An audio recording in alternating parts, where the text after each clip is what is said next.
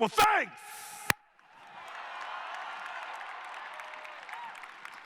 I have to say, I'm a little fired up to be here today. This hat gets in the way. Sorry about that. If you had ever told me in my wildest dreams that I'd be in the end zone at Husky Stadium, lower bowl full, 40,000 people, I would have told you no way.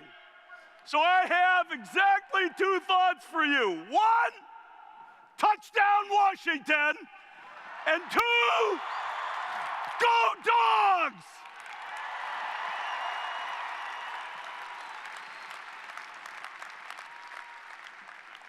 I want to congratulate everybody who's graduating today. It's been a little low-key in here for my taste. I want actually all the graduates, every one of you, to get up and give yourself a round of applause. Congratulations.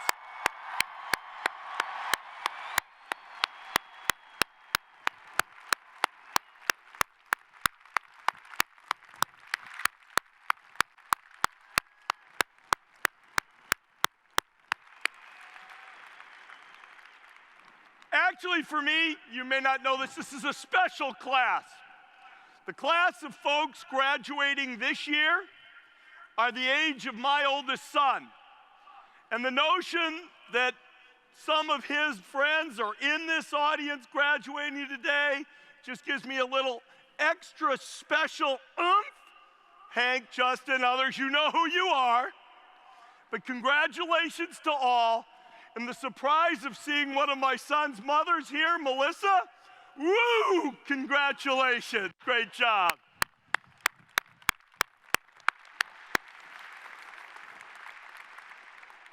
Michael and Chris made, I think, a wonderful point. Neither one of them knows what the heck at age 22 or 30 life holds for them. And you know what? It's okay. It's okay. This class is graduating at perhaps the best time in history. A time, and if you don't remember anything else from this speech, this is it. You have the greatest opportunities in front of you of any class ever to graduate from university. You have the opportunities to go out and change the world in so many ways. I've had an amazingly fortunate and lucky journey. I was born at the right time in the right place to be able to participate in the launching of the information age. And if you only take the perspective of information technology, the impact you all can have on the world of business, the world of science, the world of education, the world of healthcare, there has never been a better time. Opportunity, opportunity, opportunity. It awaits you. It's there for you. You have an extra blessing. You're graduating from one of the best universities, bar none, in the entire world, the University of Washington.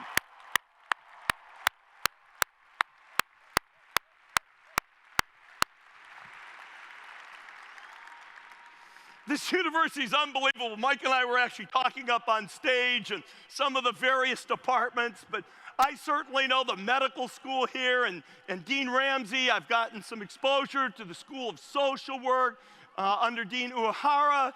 Certainly the computer science department. Will all the computer science graduates please stand up? Yeah! But there are countless of wonderful departments here at the University of Washington. And to graduate from here means you have opportunity sitting in front of you for the taking. I want to give you 3 principles to think about as you look at the opportunities that you have to make a difference. And it can be a difference in 1 or 2 people's lives, 100 people's lives, a difference in the world, a difference in arts or letters or science or business. I'll give you 3 things to think about. First, there's a Latin expression which I think is great. I love it. It was in a now very old movie called The Dead Poets Society. But the line of the movie was carpe diem, seize the day. The opportunities are there, but you got to reach out and pick them up. You've got to grab at them. Some of you may have already done that at the U, in your classes, in other students that you met, in your extracurricular activities, but grab them. Don't be afraid to make a mistake, because you know what you can do if you grab the wrong one? Drop it and pick up another one. It's okay. Seize the day. I think back of all of the luck, but also the times that were in front of me to seize the day. I don't know what got me to drop out of business school and come to Microsoft. My parents thought I was a whack job. Neither one of them graduated college, and they thought this was really a wild idea. I was lucky. I seized the day. Microsoft. One day, some guys fly in from IBM, and all of a sudden we figure out we could actually provide all the software they need for this thing that became the personal computer. People, Bill, Paul, they had the wisdom to seize the day when that opportunity presented itself. And yet, when you think of all the opportunities, when I think back of all the opportunities I've had, the one that was most important was an opportunity I got in 1969. Sitting in my junior high school class, I was in a public junior high, not very stimulated at the time, and over the loudspeaker, they said that a private high school in our area that I'd never heard of was giving scholarship tests that weekend. I told my mother I wanted to take them. She said, that's fine as long as you get a scholarship because we can't afford to send you there. But that's really where I got switched on. Switched on in math, switched on personally, energized in a way that never could be turned back. And I am very thankful for that opportunity. Yes, there's a lot of luck in opportunity, but there's a lot of seizing the day. And I encourage you all to reach out and carpe diem, really seize the opportunities that are in front of you. Number 2 on opportunities, have a point of view. Sometimes it will be your point of view that creates opportunities, and sometimes you will pick up an opportunity and it'll give you a chance to build a point of view. If you're Art Levinson, if you're Paul Allen and Bill Gates, you may have a point of view on what will happen in the world of genetics and what can be invented.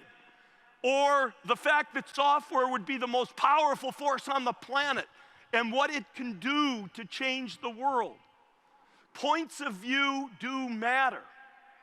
If you're like me, you might not have a point of view before you get started.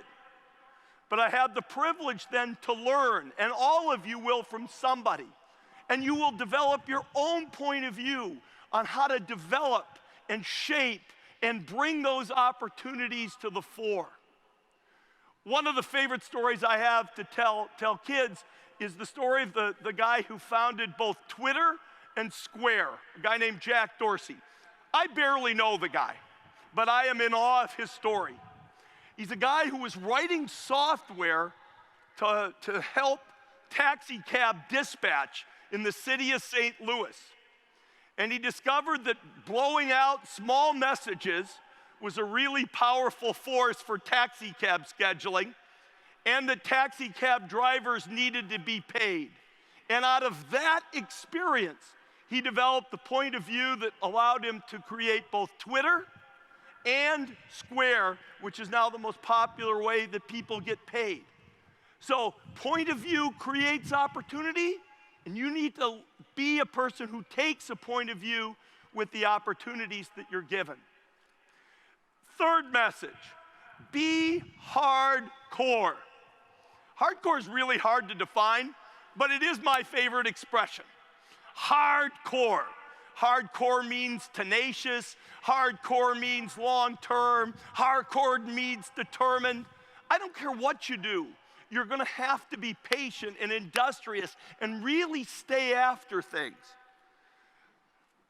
When Microsoft first decided it wanted to sell software into businesses, people told us we couldn't. This was in the 1980s. They told us in 1989 we couldn't. They told us in 1995 we couldn't, 2000, 2005.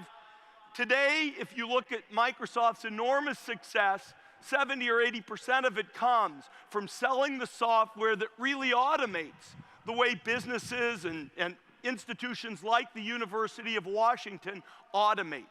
Tenacity, sticking with things. Outside the business realm, think of Nelson Mandela. Just think about that case.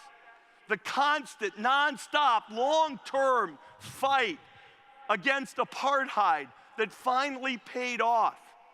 Opportunity is about seizing what's there. It is about what's having a point of view, but it's also about patience and determination. Things will not necessarily come to you, poof, immediately and overnight. You're going to have to be determined and long-term. My wife, about 7 years ago, got started with some folks here at the University of Washington on something called Partners for Our Children. It's a center based here at the university that works in partnership with both private sources and the state of Washington on ideas to reform child welfare. 7 years, some progress. 7 years, a lot more to go. And whether you're choosing careers in business or the arts or in areas in which you will do service, you will need to put in long-term effort and be hardcore in order to seize the opportunities that are in front of you. Seize the personal opportunities that are in front of you too. I really believe that people need to have more than one thing in their life. I feel fortunate. I have a life partner, I have kids, I have a family. And you need to seize those opportunities in addition to the ones that you will find in front of you absolutely professionally. The two of you guys said you are respectively 22 and 30 and don't know what you're doing. I am 58 years old and I too don't know what I'm doing again. I retired from Microsoft earlier this year. It's a wonderful opportunity, frankly, for Microsoft. Fresh blood, fresh ideas, fresh thinking, a fresh leader who's outstanding in Satya Nadella. But new opportunities for the company, and I look forward to new opportunities for me. One of those I'm afraid to admit I might be pursuing down in Los Angeles. Please forgive me that. That's a passion for sports. Yeah, I knew I had to take a little bit of that. But anyway, I also am looking for what's next. How would I serve going forward? Government, other service, not as a politician, that's certainly not me, you can tell that. But the search for opportunity doesn't stop. It's there in front of you at all times. You will face times where you want to renew yourself. Seize the opportunity, carpe diem, develop a point of view, and then stay and really work on things in a very hardcore and determined way. You're all in an amazing spot at an amazing time and able to make an amazing difference. I have a lot of faith, particularly as a citizen of Seattle who loves living in the Northwest, is committed to being here for the rest of my life.